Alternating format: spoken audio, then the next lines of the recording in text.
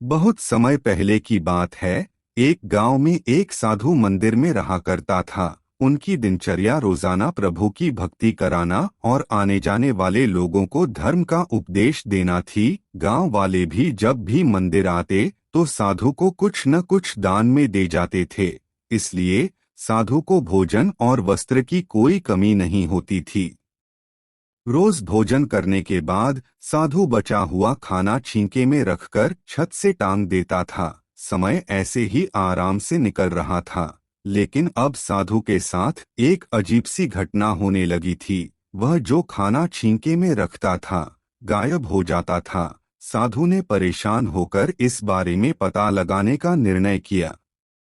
उसने रात को दरवाजे के पीछे से छिपकर देखा कि एक छोटा सा चूहा उसका भोजन निकालकर ले जाता है। दूसरे दिन उन्होंने छींके को और ऊपर कर दिया ताकि चूहा उस तक न पहुंच सके, लेकिन यह उपाय भी काम नहीं आया। उन्होंने देखा कि चूहा और ऊंची छलांग लगाकर छींके पर चढ़ जाता और भोजन निकाल लेता था। अब साधु चूहे से परेशान रहने लगा था।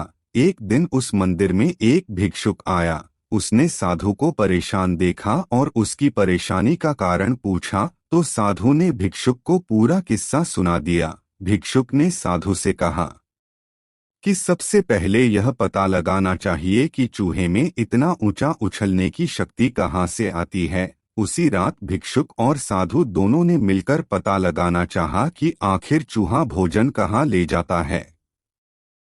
दोनों ने चुपके से चूहे का पीछा किया और देखा कि मंदिर के पीछे चूहे ने अपना बिल बनाया हुआ है। चूहे के जाने के बाद उन्होंने बिल को खोदा तो देखा कि चूहे के बिल में खाने पीने के सामान का बहुत बड़ा भंडार है।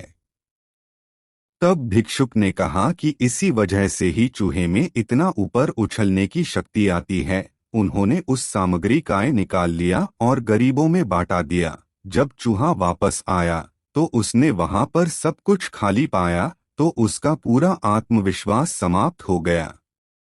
उसने सोचा कि वह फिर से खाने पीने का सामान इकट्ठा कर लेगा।